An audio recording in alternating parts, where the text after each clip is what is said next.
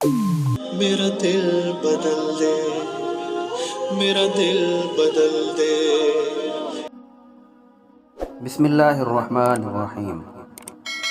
حدیث میں آیا ہے کہ کوئی شخص جنگل میں تھا، اسے ایک بدلی نظر آئی اور اسی کے ساتھ ایک آواز سنی کہ کوئی کہنے والا اسی بدلی سے کہہ رہا ہے کہ فلاں شخص کے کھیت کو پانی دے۔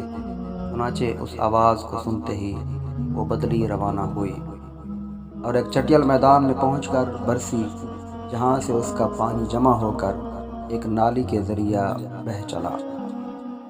یہ دیکھ کر جس شخص نے وہ آواز سنی تھی وہ اس پانی کے ساتھ ہو لیا۔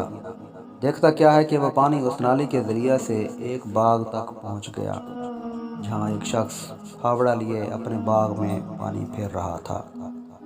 یہ دیکھ کر اس شخص نے اس کا نام دریافت کیا تو اس نے وہی نام بتایا جو اس شخص نے بدلی میں سنا تھا۔ اس کے بعد باغ والے نے اس شخص سے دریافت کیا کہ آپ میرا نام کیوں معلوم کر رہے ہیں؟ اس وقت اس باغبان نے بتایا کہ آپ کے معلوم کرنے پر اب مجھے کہنا ہی پڑا۔